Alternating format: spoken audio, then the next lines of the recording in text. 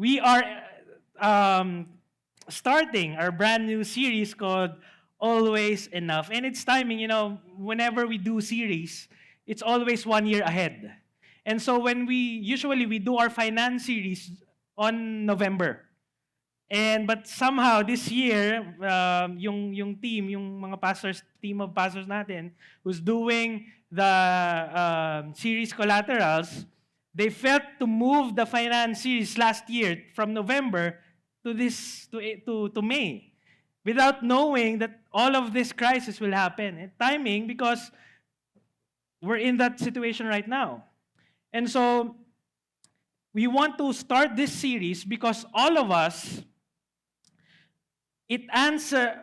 ask this question, and this series will answer that question. It's not just about, it's not just about money, it's not just about resources, but a question that is very simple yet very personal to us.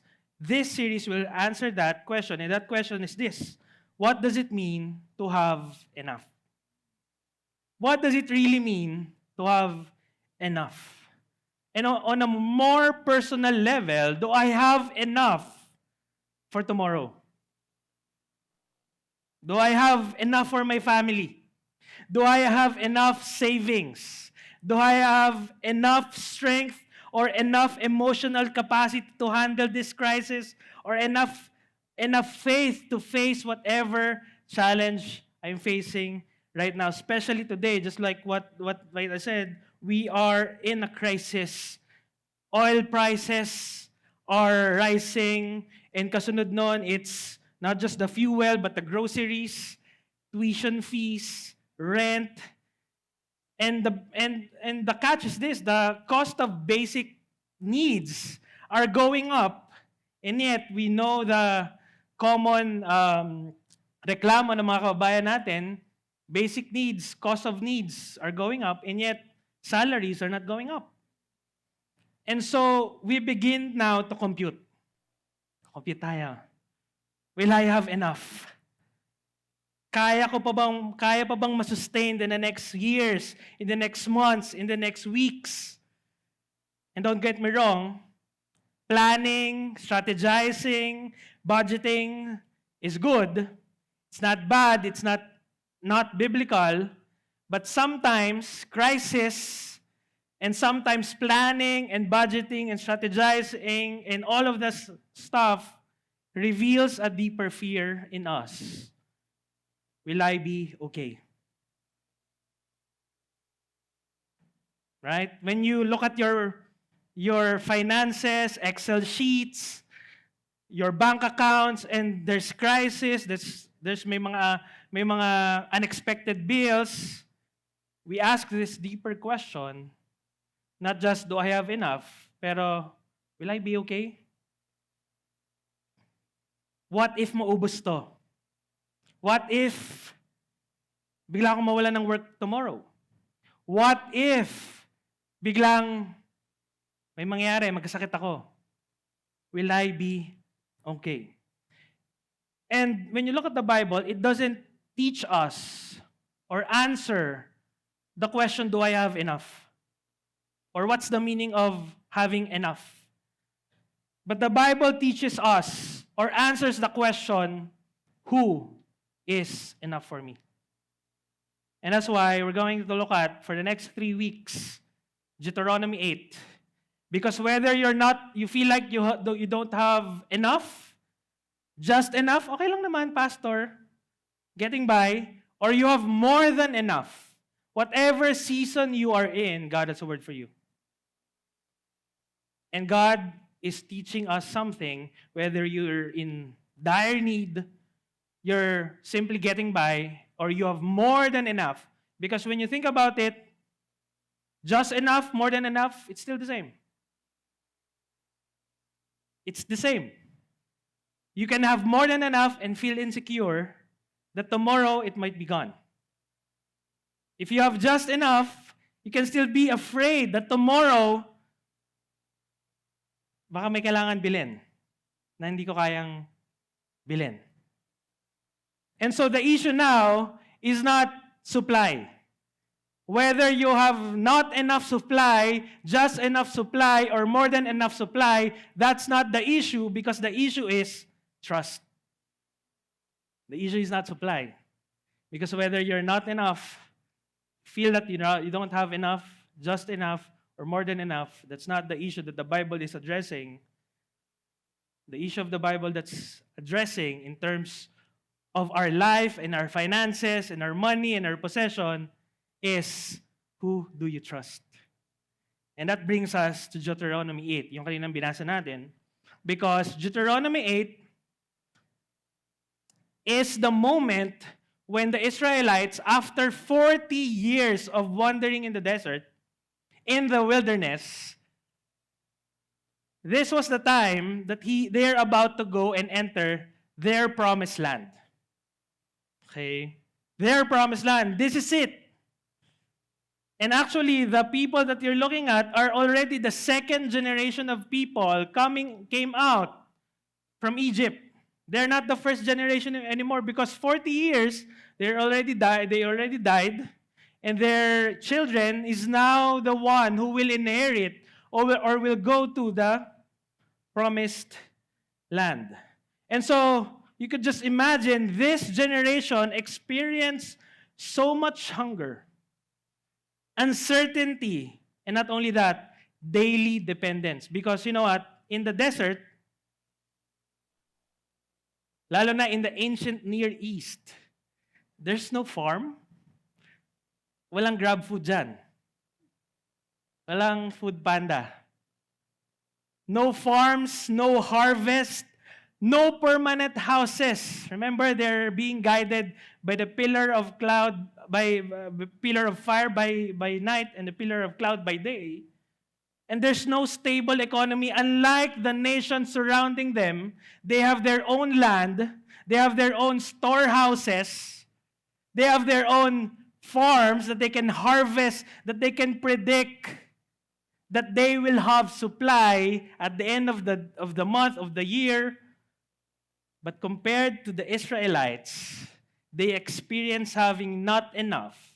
They experience so much uncertainty and so much lack, but they also experience daily dependence.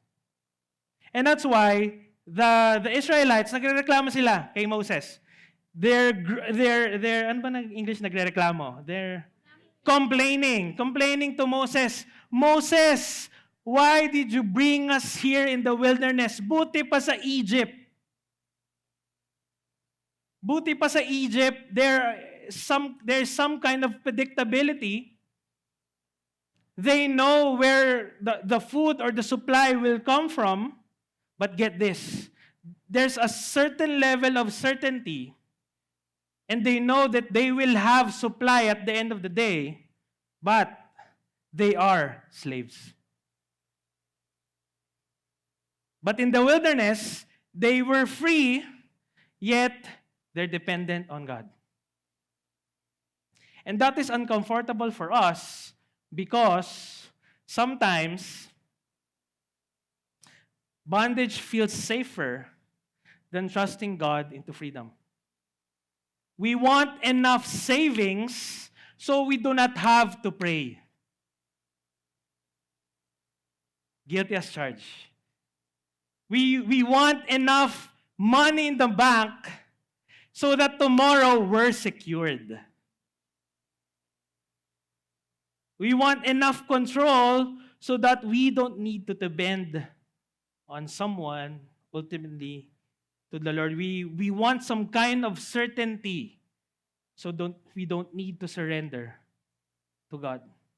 You see, the Israelites, for them, buti pa sa Egypt, there's some kind of certainty. There's storehouses. We have our own house. We have our own we have our own food. But God is saying to them, yes, you have that, but you're slaves to the Pharaoh. What the Pharaoh says, you do it. And same thing with us. We can fall into the trap that I want more money, I want more possessions, but what's the price? Slavery to this world. Slavery to the Egypt of this world. And so that brings us, and so that's why Moses was reminding them, you're about to go to the promised land. You're about to have just enough and probably more than enough. And he said this, Deuteronomy 8 verse 1, the whole commandment that I command you, today you shall be careful to do. Remember, this is his reminder. This is his speech as they enter the promised land. And he was not saying, guys, you did it. Come on, let's be excited. No, he did not do that. But he actually said something that's interesting and very probably heart check for all the second generation Israelites who's about to enter the promised land. The whole commandment that I command you today, you shall be careful to do, that you may live and multiply and go and possess the land that the Lord swore to give to your fathers. And you shall remember. He was not saying, look forward to this promised land. He was actually saying, remember. Go back to the past, and you shall remember the whole way that the Lord your God has led you this 40 years, not just 40 hours, not just 40 weeks, but 40 years in the wilderness, that he might, what? Humble you. Testing you to know that what was in your heart, whether you would keep his commandments or not. And then verse 3, and he humbled you, and let you hunger, and fed you with manna, which you did not know, nor did your fathers know, that he might make you know that man does not live by bread alone, but by man lives by every word that comes from the word of the Lord. Moses was saying, remember the wilderness. Remember the desert. The 40 years that was supposed to be 10 or 11 days to travel. 10 or 11 days, but because of their disobedience kay God, because they cannot worship God faithfully, their journey became from just 10 days or 11 days, it became 40 years. Moses was saying, remember that wilderness, because that wilderness is not meaningless. That desert is not meaningless. That desert is like a classroom. That desert, that wilderness for 40 years, it is meant to teach you something. And what if our wilderness now,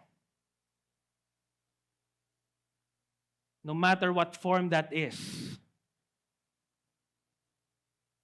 it's not just God punishing you. It's not just God, it's not God punishing you or God just being, I just want to take away your joy.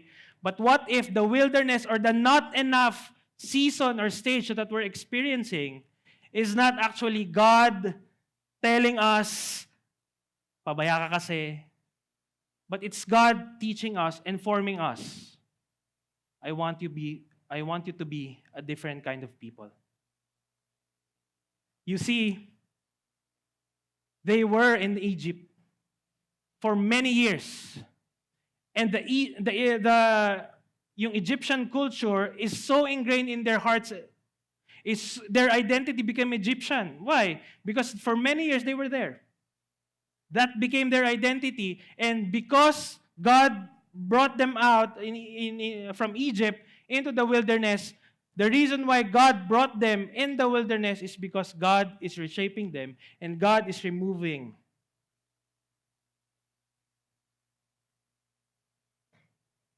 the wrong culture, the wrong mindset, the wrong perspective of life. And he's saying to God, what if I remove all of this certainty, these storehouses, I remove all of these things and bring you to the wilderness? The question now is, will you trust me even if you don't see the supply? Because it's easy to trust God when you see the supply. Right? Dali, Lord, thank you, Lord. Grabe, daming, pang vacation kami. Lord, thank you for, for this one, for a new car, EV, Lord. Hindi ko na kailangan pumunta ng Petron, hindi ko na kailangan magpagas. Lord, thank you for a new house. It's easy to thank God and it's easy to trust God when the supply is there. But it's another story when the supply is not there. So the question now for them, who brought you in the wilderness, will you still trust me? Then verse 2, and you shall remember the whole way that the Lord your God has led you this 40 years in the wilderness. From Israelites' perspective, the wilderness is seemingly like a delay. Lord, delay. Ba't ang tagal-tagal ko na dito, Lord? 40 years na sila. It may have felt like it's punishment, it's frustration, it's disappointment. But notice the word that was said. And you shall remember the way that the Lord your God has led you. Meaning, that it was not an accident that they're in the wilderness. It was actually God who brought them in the wilderness.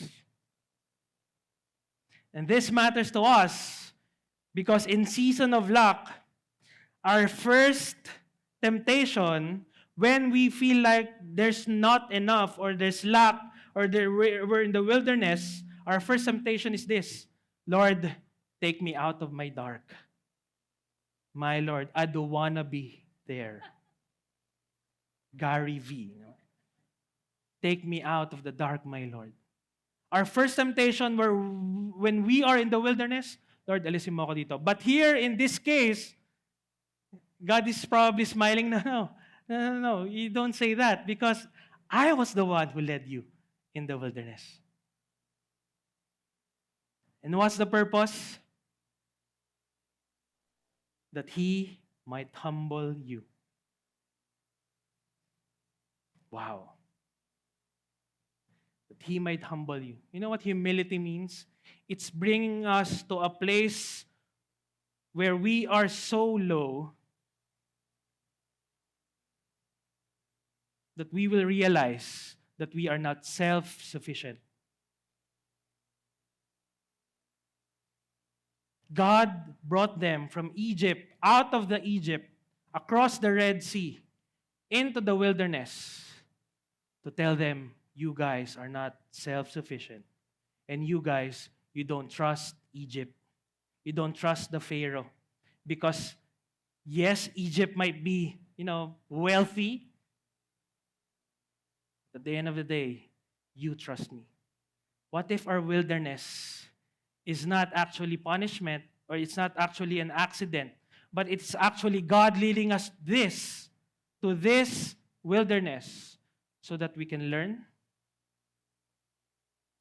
and so that He can humble us and say, you are not self-sufficient. Because the most dangerous place to be as Christians is to say that I don't need God. I can do this on my own and live our lives without Him.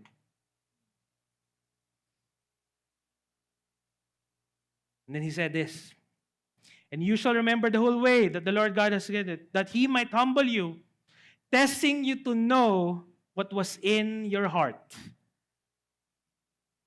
That's very interesting. When you think about it, so hindi ba alam ni Lord yung nangyayari sa heart nila? I thought God is all-knowing. I thought God is powerful. But why did He say to know what was in their heart? It doesn't mean that He did not know. It doesn't mean that He doesn't know all things. God knew their hearts. But the testing, the wilderness, the not enough stage in their life was crucial so that testing would reveal what's really in their hearts. Because the test brought surface what was already there. Think about it. Pag may challenges tayo, di ba? Nag-iiba tayo. May kilala ka bang ganun? Baka hindi ikaw. Baka someone you know. Di ba? Parang, nung kasama mo siya and everything's well, parang okay, tropa kayo, di ba? Parang happy-happy kayo. But something happened. And you notice this person, parang you've changed. What happened? There was a lack. There was a wilderness moment. And that wilderness moment revealed something that is actually in there already. Nako-cover lang ng money, ng achievements. Nako-cover lang ng, happiness, temporary happiness. And most of the time, God would lead us to wilderness moments so that He can reveal what is in our hearts. And it's easy to mask our real identity, who we really are, if we have more than enough, if we have so much money, if everything is okay. But when pressure, challenges comes, it reveals what is really underneath your heart. And God does that not to shame you, not to shame you or make you feel bad, but He does that to expose your heart so that He can heal us. The reason why God led them to wilderness is to expose their hearts. Because in their hearts, there's probably self-sufficiency already. There's probably pride already. There's probably trust in the Egyptian gods already. And because of that lack, because of that not being not enough or having not enough, it revealed what is in their hearts. And because now, what is in their hearts are revealed, now God can deal with us. And now, most of the time, God leads us also there so that He can address the issues, the real issues of our hearts. Diba? When there's lack in your life, akala mo ang problema mo lang pera. Akala mo ang problema mo lang, kailangan ko siguro na mas maraming trabaho. But no. When there was a wilderness experience in your life, and not enough stage in your life, mas doon nag-reveal. Hindi ko man tinatrust si Lord. Being self-sufficient na pala ako. I don't really care about people anymore. I don't have life anymore kasi trabaho na lang ako ng trabaho. God exposes our hearts. Not to condemn us or to shame us, but to actually heal what's already here. And in the moment, what's already here is self-sufficiency. Probably idolatry. And He exposes that so that He can heal them, so that He can point the things and start to transform their hearts and their lives and their souls, and ultimately be the people God wants them to be. Same thing with us. Maybe you're in the wilderness right now. Don't hate it. It's easier said than done. But that moment, the question is, Lord, kailan ba to? The question is not, Lord, kailan ba to matatapos? Lord, when will this end? The question is not that, but the question is, Lord, what are you revealing in my heart?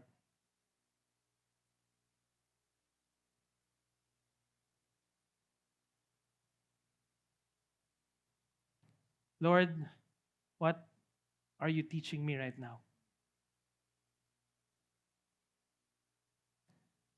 Deuteronomy 8 verse 2, still in the same verse. Humble you, testing you to know what was in your heart, whether you would keep His commandments or not. The issue is not just provision. It's not just a provision. It's not just about Lord, may supply ba today? The issue is this. The issue is obedience. Will I obey if I cannot see the provision? Will I trust God if I don't have enough for today? Will I follow God when the Egypt looks attractive, looks easier than wilderness? And how many of you here may ganun tayo, di ba? Pag nasa wilderness tayo, may nakikita tayong mas better.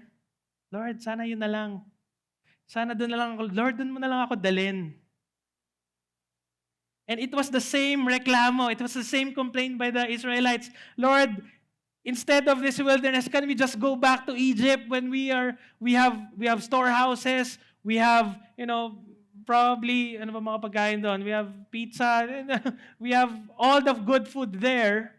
Unlike in the wilderness, we don't have anything.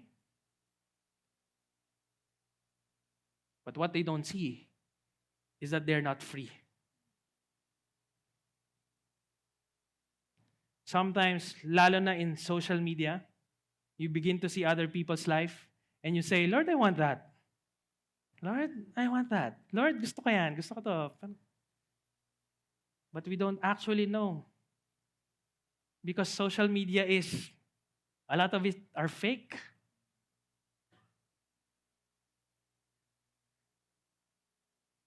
And so, it's a lie that we don't have the best life when we are in the wilderness. And the best life is what we want and what we see to others. The best life is this. The best life, whether in wilderness, whether in Egypt, whether in not enough, in just enough, and more than enough, the best life that we can have is a life with God.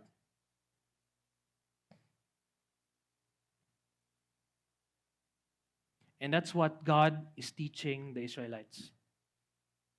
Egypt, wilderness, trust me.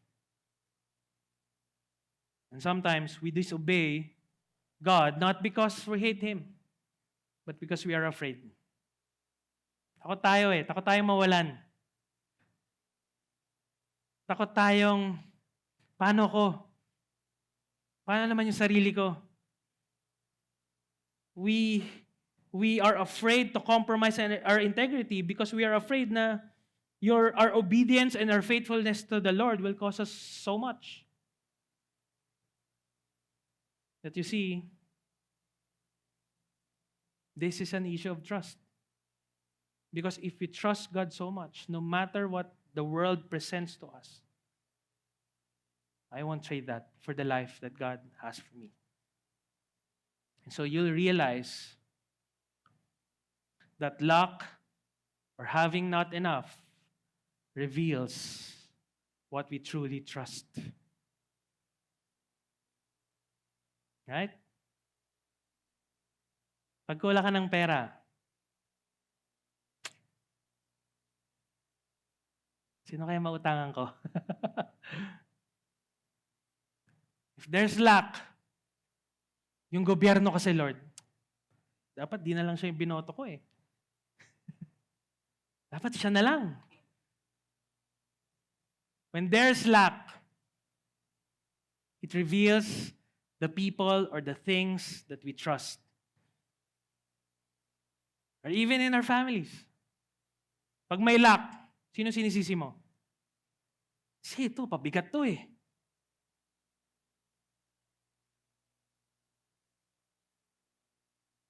And that's why God led them to the wilderness. To tell them, it's not a supply issue. It's not a storehouse issue. It's not a comfort issue. The lack reveals who do you really trust.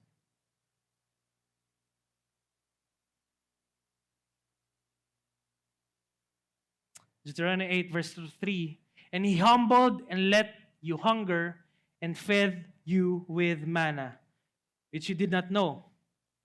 Now, both in the same verse, it said, let you hunger, and at the same time, fed you with manna. And we can easily mistake that God is God stops working when we don't have enough, when we're in wilderness. And God starts working again if we have the provision. But in this verse, it's the same. Whether you're in hunger or whether you have food, God does not stop working.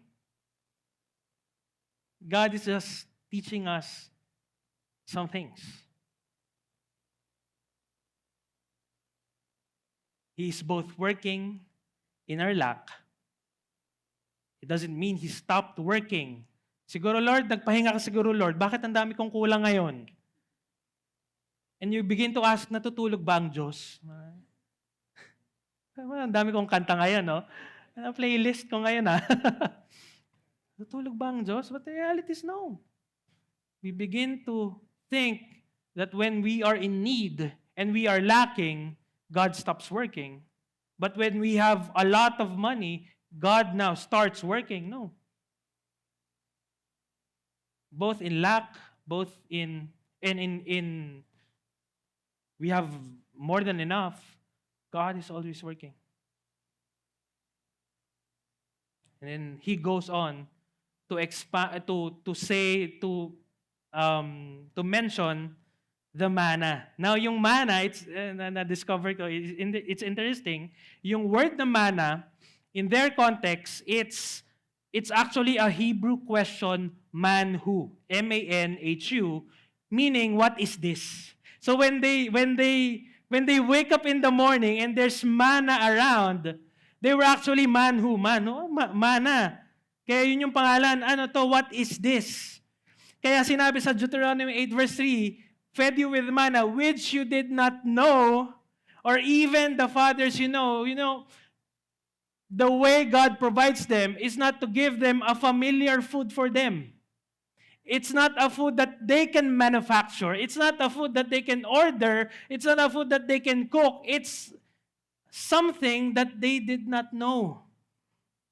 Why? Because sometimes God provides in ways we do not expect.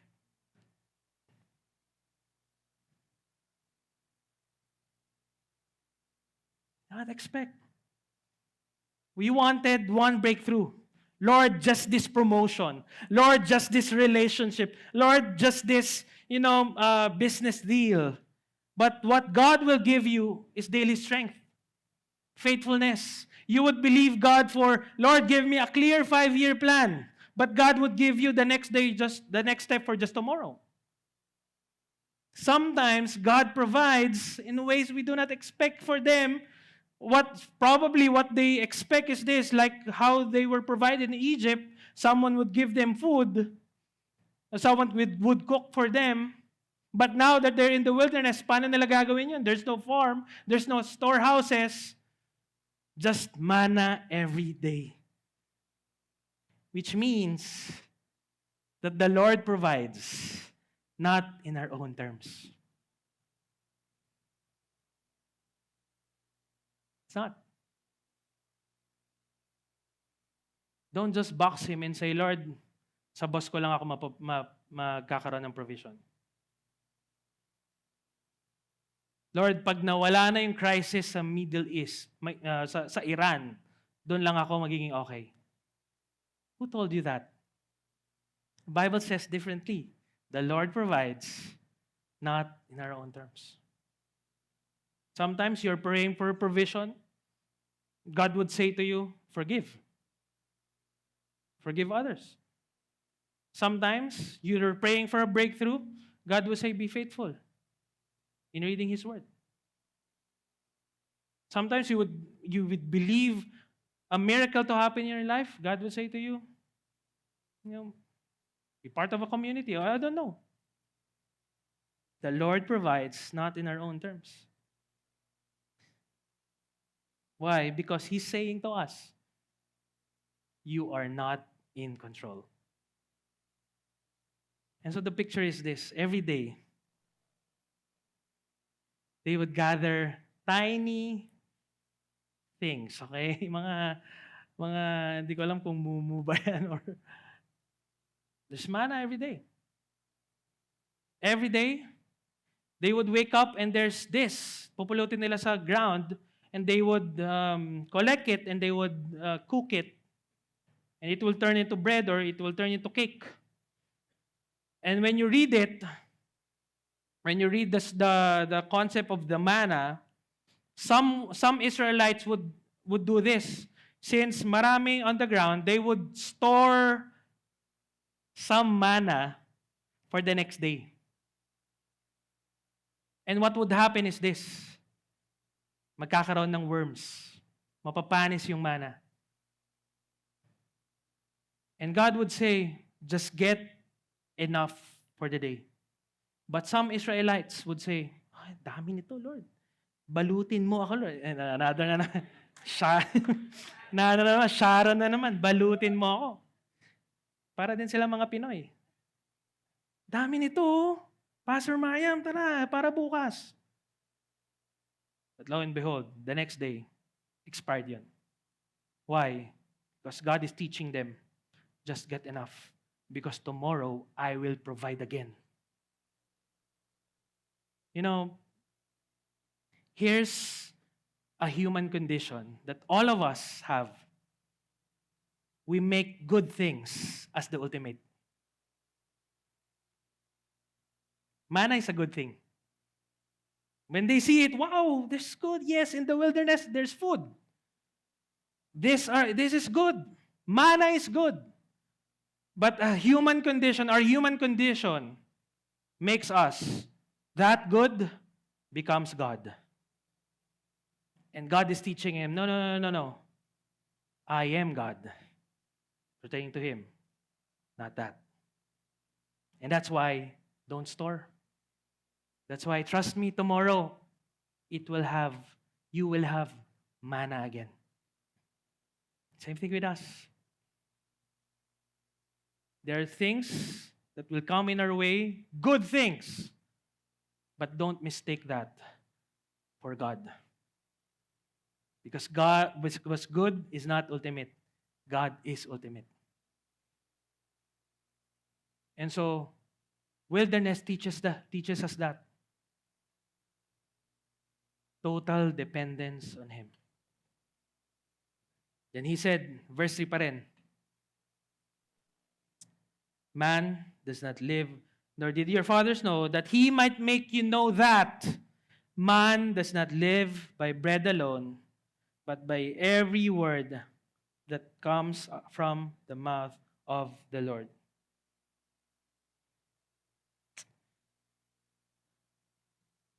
Moses did not say, man does not need bread. God knows that we are physical. We have a body. There are things that we need. We need bread, we need food. But ultimately, Moses said, that's not the only thing that you need. What you need is the living bread. Because the living bread is the source of life. When you think about it, he said this because sometimes we feel like if there's not enough, our attentions narrows down to the bread. We focus on the bread. We focus on the manna. Lalo na pag we don't have enough. Lalo na if we're in the wilderness. We have a tendency to narrow our sight, our focus to the bread. And that's why he said this, man does not live by bread alone. In fact, if you remember, Jesus quotes this. When he was in the wilderness as well, when he was being tempted by Satan, and he was saying, sige nga, turn these stones and make it a pandesal. Jesus said, the tempter came and said to him, if you are the Son of God, command these stones to become loaves of bread. But he answered, it is written, man shall not live by bread alone, but by every word that comes from the mouth of God. You know, the Israelites, they had a hard time obeying God in the wilderness. But Jesus in the wilderness completely obeyed God because the Word of God is his life. Jesus was tested in the wilderness and he remained faithful because he knows that he is the living God. Just like manna that came from heaven, Jesus came from heaven, not just to give us the bread that we need today, but the eternal life that we need for the rest of our lives. Meaning, he is the ultimate manna from heaven. Just like the manna, they did not manufacture it. Hindi nila inimbento yun. Wala silang materials to cook it. What happened in Deuteronomy? Fast forward, Jesus is saying, I am the manna from heaven. I am what you need. And you cannot manufacture it. Just God gave it to you. No amount of works, no amount of good deeds, no amount of going to church that can manufacture the bread of life. It is just given to us, and our posture is just to receive it. Then he said, verse 4, your clothing did not wear out on you, and your foot did not swell these 40 years. And imagine, in a time when there's no washing machine, laundry shops, or cleaning services, their clothes is still, they don't need to go to Greenbelt or to Glorieta to buy clothes. But it did not wear, and their foot did not swell for 40 years of walking in the desert. Imagine that. Tayo ngayon summer, init lang, nagre-reklamo tayo, di ba? Init. 40 years. It was a picture of God sustaining them. And then last verse, 5 to 6, as we do our communion today.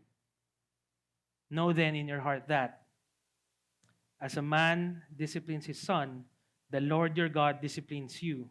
So you shall keep the commandments of the Lord your God by walking in his ways and by fearing him. Maybe you're in wilderness right now. Maybe you're in a place of lack right now. And you're thinking about solutions, Lord, should I do this? Ano bang kailangan kong gawin? Should I, have more work? But Lord, if I have more work, then I'll end up being a slave because wala na akong oras sa sarili ko, wala na akong oras sa family ko. Lord, what do I need to do? Simple encouragement for us is this. Put your trust back to God.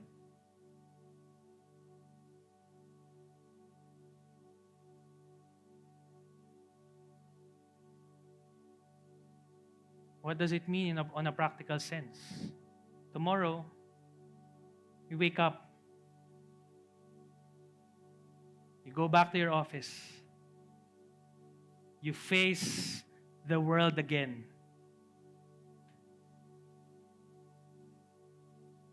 But you'll say, these are not my source. This will not sustain me. It is God who will sustain me. And so I can live faithfully to Him, for Him.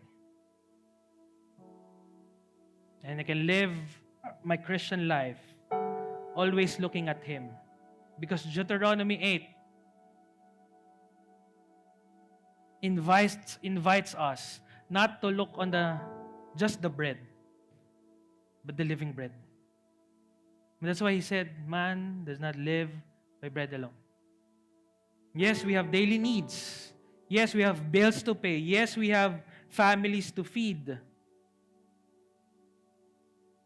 And maybe the question is, will I have enough for tomorrow? Will I have enough for the next week? Will I have enough for gas? Will I have enough for the kuryente? Some of us, maybe this month, dumoble yung kuryente nyo.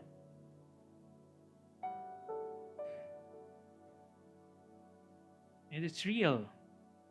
God is not saying hindi yan totoo. He's not invalidating all of these things.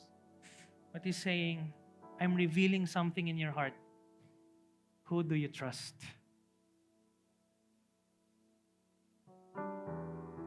Who is ultimate in your life? So at the end of the day, if we trust Him, if we are confident with our relationship with Him, we will be okay. We've been through pandemic. And a lot of you experienced wilderness during the pandemic. But you're here. God sustained you. Some of you, maybe your wilderness is relationship. You've been believing for a partner. You've been believing for salvation of your family. Na hirap ka na. Hindi ka sila ma-invite sa church. Hindi nila makilala si Lord. Not you. God will make it happen. The question is, do you trust? Can you all stand as we do our communion today?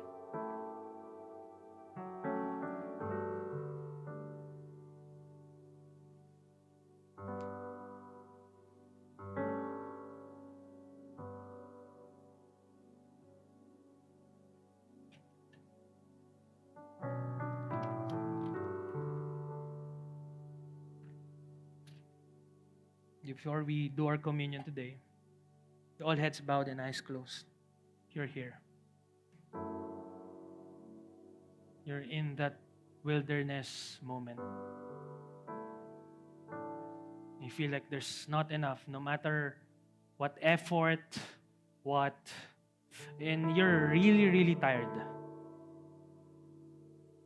No matter what effort and, waking up early, going to the office, doing things, it's not enough. And maybe God had led you in that place because God is teaching you, you are not self-sufficient. Rely on me, says the Lord. Trust me, says the Lord. If that's you, we want to pray for you at this moment. If that's you, you're in the wilderness right now. Maybe you can take a seat so that we can pray for you. Take a seat right now. If you're that person, I'm in the wilderness. I need to be prayed for. I'm about to quit. I'm about to say, tama na, tapos na to, Lord. Ayoko na. You can sit down. Or you can raise your hand if you want. Our leaders would pray for you. Our pastors will pray for you. Sige, see these hands. Maybe you're in luck right now.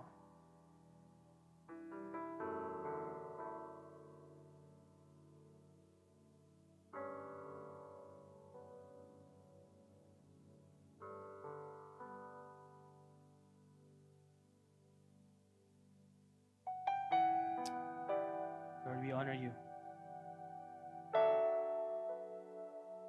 Maybe we're in the wilderness right now. We will not quit. Maybe we're experiencing not enough right now.